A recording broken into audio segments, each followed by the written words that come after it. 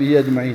دوستو، بہت ہی اہم بات بتانا ہے آپ کو، کیونکہ ہماری زندگی میں ایک مسلمان کلمہ پڑھنے کے بعد، توحید کے بعد میں سب سے اہم چیز کیا ہے؟ نماز۔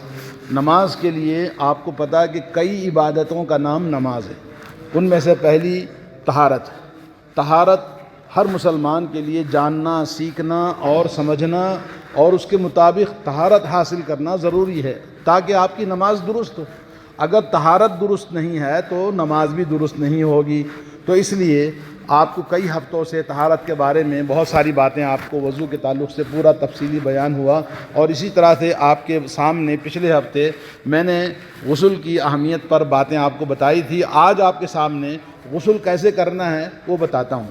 غسل مرد ہو یا عورت سب کے لیے ایک ہی قانون ہے اسلام کا۔ مردوں کے لیے، عورتوں کے لیے الگ الگ عبادتیں، الگ الگ قانون نہیں ہیں، سوائے اس کے کہ عورت کے لیے جو مخصوص عورت کے احکام ہیں، پردہ ہے، اس کے طہارت کے بعض احکام ہیں عورت کے لیے جو خاص ہیں، باقی مرد اور عورت کے لیے عبادتوں میں برابر کا قانون ہے۔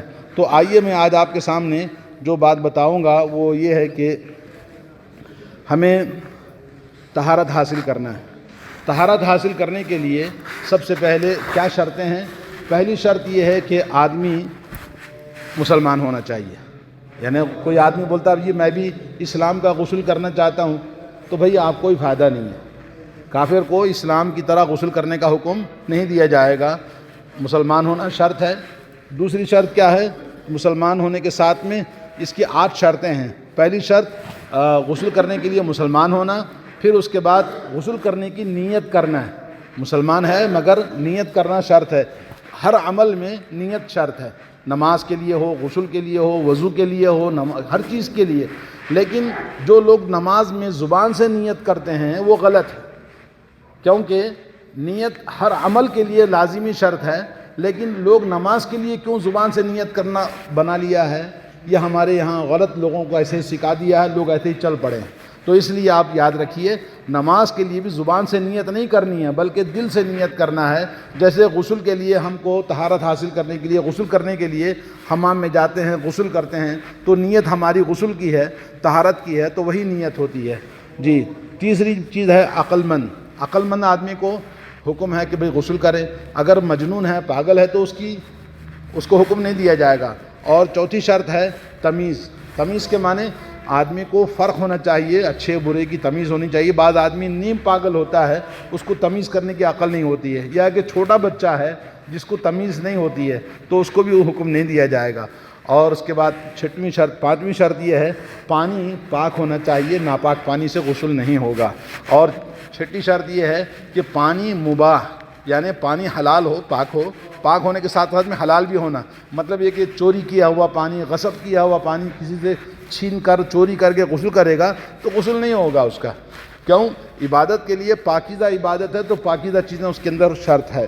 اسی طرح سے 7ویں شرط یہ ہے جسم میں اس چیز کو الگ کرنا ضروری ہے جہاں جسم کو پانی پہنچے۔ مثال کے طور پر عورتیں ناخنوں کو پالش لگاتی ہیں، تو پالش رکھ کر غسل کرے گی تو غسل نہیں ہوگا۔ مرد جو پینٹ کا کام کرتے ہیں، وہ ایسا پینٹ لگا ہوا ہے جو جلد کو پانی نہیں چھوتا ہے، تو اس کا بھی غسل نہیں ہوگا۔ شرط یہ ہے غسل میں کہ جلد کے ہر حصے کو پانی کا چھونا ضروری ہے غسل میں۔ اس لیے جسم میں کوئی ایسی جگہ ہے جہاں پانی نہیں لگتا، الا یہ کہ مجبوری ہے، جیسے کسی کو زخم لگا ہوا ہے، پٹی باندھی ہوئی ہے، تو اس پہ وہ پانی نہیں ڈال سکتا، تو اس کے اوپر مسح کرے گا۔ جی، اور آخری شرط 8ویں یہ ہے کہ ایک آدمی جیسے عورت ہے، اس کو مسلسل حیض آ رہا ہے، ابھی حیض ختم نہیں ہوا ہے، اس سے پہلے ہی اس نے غسل کر لیا، یہ سمجھ کے بھی ختم ہو گیا، پھر اس کے بعد حیض آیا، تو اس کا غسل اعتبار نہیں ہوگا۔ شرط یہ ہے کہ پوری طرح سے پاک ہونا۔ عورت ہے، نفاس ہے۔ نفاس کسے کہتے ہیں؟ آپ کو پچھلے ہفتے بتایا تھا کہ مسلسل ولادت زچگی کے بعد میں خون آتا ہے، تو وہ خون پوری طرح سے رکنے کے بعد، حیض پوری طرح سے رکنے کے بعد، اسی طرح اگر مرد کو بھی کوئی ایسی بیماری ہے تو ناپاک، تو پوری طرح سے پاک ہونے کے بعد ہی غسل کریں گے، تو وہ غسل قابل اعتبار ہوگا۔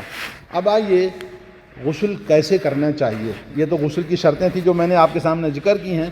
سب سے پہلے جیسا کہ میں نے آپ کو بتائی، شرطیں بتائی، اور اس کے بعد پہلی غسل کرنے کی شرط یہ ہے کہ ہمیں جیسے میں نے کہا نیت کرنا، اسی کو تفصیل سے بتا رہا ہوں کہ ہر آدمی جب غسل کرنا ہے تو نیت کرنا ہے۔ نیت کیا کرنا ہے؟ دل میں ارادہ کرنا ہے کہ آپ پاکی حاصل کرنا چاہ رہے ہیں، جنابت ہے، ناپاک ہے، تو آپ کے دل میں نیت ہونی چاہیے، زبان سے نہیں پڑھنا ہے، صرف دل میں نیت کرنا ہے کہ مجھے غسل کر کے طہارت حاصل کرنا ہے۔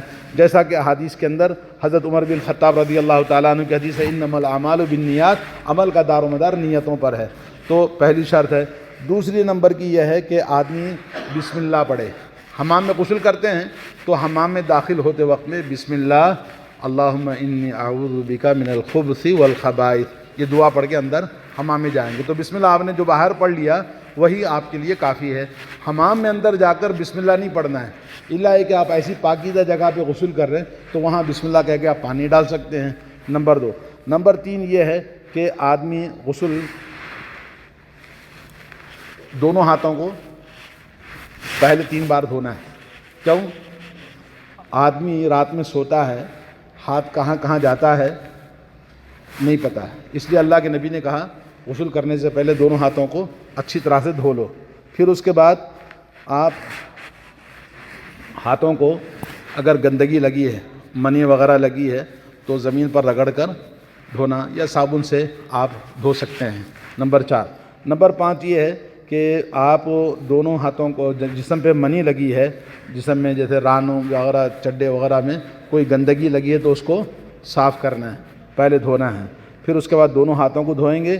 پھر اس کے بعد 6 نمبر کی بات یہ ہے کہ پوری طرح سے وضو بنائیں گے، یعنی پہلے جسم سے پاک صاف آپ نے کر لیا، اس کے بعد وضو بنائیں گے جیسے نماز کے لیے وضو بناتے ہیں، اور نماز کے لیے وضو بناتے ہیں جب ویسے ہی وضو بنانا چاہیے۔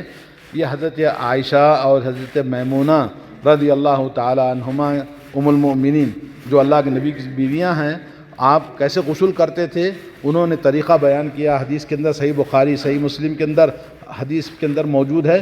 تو آدمی طہارت اچھی طرح سے پاک صاف کرنے کے بعد پھر وضو بنائے، وضو بنانے کے بعد میں پھر 3 مرتبہ جسم کے اوپر سے پانی بہائے۔ جی نمبر 7، پوری طرح جسم سے کیا کرنا ہے؟ 3 مرتبہ پانی بہانا ہے۔ کیوں بہانا ہے؟ اس لیے کہ پورے جسم تر کرنے کے لیے جی پانی بہانا ہے۔ اور نمبر 8 اس بات کا خیال رکھنا ہے کہ رائٹ سائڈ سے پہلے شروع کریں گے۔ جیسے پانی اٹھا کے آپ نے ڈالا تو کدھر ڈالنا ہے؟ پہلے رائٹ سائڈ پہ، پھر اس کے بعد بائیں جانب، پہلے دائیں جانب پھر بائیں جانب، کیونکہ اللہ کے نبی صلی اللہ علیہ وسلم کان یحب التیامن، آپ ہر چیز دائیں جانب سے کرنے کو شروع کرتے تھے، اپنے جوتا پہننے میں، اپنے کنگھی کرنے میں اور طہارت حاصل کرنے میں، ہر چیز میں رسول اللہ صلی اللہ علیہ وسلم دائیں جانب سے شروع کرنے کو پسند فرماتے تھے۔ اور ہر چیز دائیں جانب سے شروع کرنے کے اعتبار سے آپ غسل کے اندر بھی جو بھی چیز آپ دھوئیں گے پہلے پانی ڈالیں گے تو پہلے رائٹ سائڈ پہ، پھر اس کے بعد بائیں جانب۔ آج کل ہمارے پاس شاور، ہر جگہ شاور بعض جگہوں پر لگا ہوا ہے، تو شاور میں آپ دھوتے ہیں تو اس بات کا خیال رکھیں کہ پہلے آپ رائٹ سائڈ کو بھگائیں پھر اس کے بعد لیفٹ سائڈ کو بھگائیں، اس طرح سے آپ غسل کریں گے۔ اور اس کے بعد آخری باتیں ہے کہ آپ جب وضو بنا لیا، جسم دھو لیا، وہی وضو جو آپ نے پہلے کیا تھا، پیر آخر میں باہر نکلنے سے پہلے حمام میں نکلنے سے پہلے آپ دھو لیں، یا یہ کہ آپ نے جوتے پہنے ہوئے ہیں، چپل پہنے تو آپ کا چپل آپ کو گندگی لگنے سے حمام میں بچاتے ہیں، اس لیے آپ کا وضو رہے گا۔ اگر ننگے پیر ہیں، جیسے قریہ دیہات کے اندر لوگ کیا کرتے ہیں، ایسے ہی ننگے پیر سے حمام میں چلے جاتے ہیں، تو وہاں اللہ کے نبی صلی اللہ علیہ وسلم کیا کرتے تھے، غسل کرنے کے بعد وہاں سے ہٹ کر باہر آتے پھر پیروں کو دھوتے تھے۔ جیسے مٹی کا مکان ہے، مٹی اللہ کے نبی صلی اللہ علیہ وسلم کے زمانے میں آج کی طرح فلاش یا ایک پالش کے پتھر یا اس طرح کی چیز نہیں تھی، تو نبی علیہ الصلوۃ والسلام وہاں سے ہٹ کے باہر آتے پھر اس کے بعد پیروں کو دھوتے تھے۔ تو اگر ہم نے پہلے وضو بنا لیا، پیر دھو لیا، پورے جسم سے غسل کر لیا تو پھر آپ کا وضو باقی ہے۔ شرط یہ ہے آپ کا وضو اگرچہ کہ آپ ننگے تھے، آپ نے پورا پانی ڈالا، آپ کا وضو رہے گا۔ ننگے ہونے سے وضو نہیں ٹوٹتا، اس سے کیا معلوم ہوا؟ ننگا ہونے سے وضو نہیں ٹوٹتا ہے، لیکن ایک شرط ہے۔ اللہ کے نبی صلی اللہ علیہ وسلم سے آپ کو پہلے میں نے بتایا کہ وضو کو توڑنے والی جو چیزیں ہیں ان میں سے ایک چیز کیا ہے؟ شرمگاہ کو براہ راست چھونا۔ ہم نے دوران غسل، جیسا کہ آج کل ہم اس زمانے میں جو غسل کرتے تھے لوگ اس کا طریقہ الگ تھا، آج ہمارے زندگی کا اسٹائل الگ ہے. تو ہم کیا کرتے ہیں، صابن لگاتے ہیں آگے پیچھے، شرمگاہ کو چھوتے ہیں، تو پھر آپ کو دوبارہ وضو بنانا پڑے گا. پھر دوبارہ آپ کو وضو بنانا پڑے گا تاکہ آپ کا وضو جو شرمگاہ کو آپ نے براہ راست ہاتھ لگایا اس کی وجہ سے وضو ٹوٹ گیا، دوبارہ آپ کو وضو بنانا ہے. اگر آپ نے شرمگاہ کو ہاتھ نہیں لگایا، کیسے؟ مثال کے طور پر آپ نے وضو بنانے سے پہلے، جیسے میں نے کہا گندگی کو صاف کرنا ہے، تو گندگی کو صاف کرتے وقت میں صابن سے سامنے کی شرمگاہ پیچھے کی شرمگاہ اچھی طرح سے آپ نے صابن سے دھو لیا. اس کے بعد پورے جسم پر صابن لگا کے آپ نے دھو لیا اور پانی شاور سے چھوڑا، تو آپ نے شرمگاہ کو ہاتھ نہیں لگایا تو آپ کا وضو باقی رہے گا.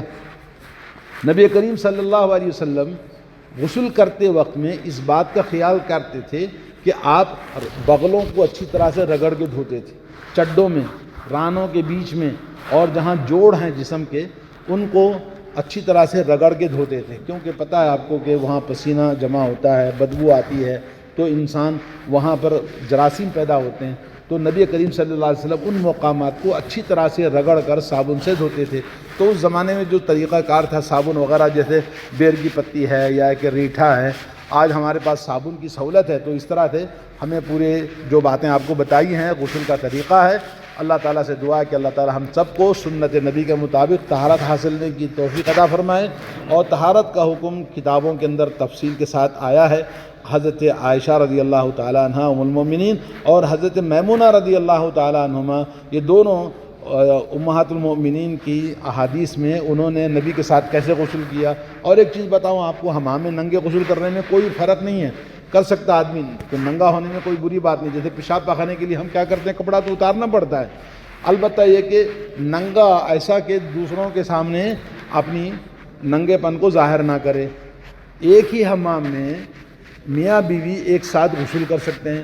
اللہ کے نبی صلی اللہ علیہ وسلم اور حضرت عائشہ ایک ساتھ ایک حمام میں غسل کرتے تھے. میاں بیوی ہے، دونوں ایک ساتھ غسل کرتے تھے.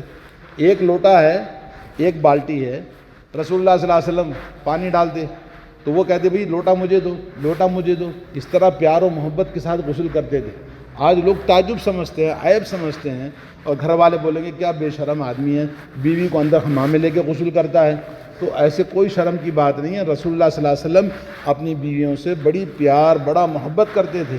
تو آدمی اس طرح سے محبت اس کے اندر بڑھتی ہے کہ آدمی اپنی بیوی کو حمام میں ایک ساتھ لے کر غسل کر سکتا ہے. اسی طرح سے ایک ہی ٹب میں دونوں غسل کرتے ہیں تو دونوں کے پانی کے چھینٹے بھی پڑتے ہیں. تو معلوم یہ ہوا کہ پانی کے چھینٹے جو غسل کرتے ہیں وہ بالٹی میں گرتے ہیں تو اس سے پانی ناپاک نہیں ہوتا ہے، وہ پانی پاک ہی رہتا ہے. اور اسی طرح سے غسل کرنے کے بعد آپ غسل میں پردے کا خیال رکھیں گے، اور جب باہر نکلیں گے تو ظاہر بات ہے کپڑا وپڑا شرمگاہ کی حفاظت کرنا ہے. اور اللہ کے نبی صلی اللہ علیہ وسلم جب بیوی سے ہم بستری بھی کرتے تو پردے کا خیال کرتے تھے. جیسے آج کل بہت زیادہ بے حیائی، اور یہ تو یوٹیوب کے اندر بے حیائی کی انتہا ہو گئی، تو ایسا نہیں ہونا چاہیے. ایک مومن، ایک مسلمان سب سے زیادہ اللہ تعالیٰ سے شرم کرنا چاہیے. اگر کسی سے اگر شرم کرنے کی بات ہے تو سب سے بڑا اللہ تعالیٰ کیا ہے، اس سے ہمیں ڈرنا چاہیے، اللہ سے شرم کرنا چاہیے، کوئی بے حیائی کا مظاہرہ نہیں کرنا چاہیے. اللہ تعالیٰ ہم سب کو توفیق عطا فرمائے. السلام علیکم ورحمۃ اللہ وبرکاتہ.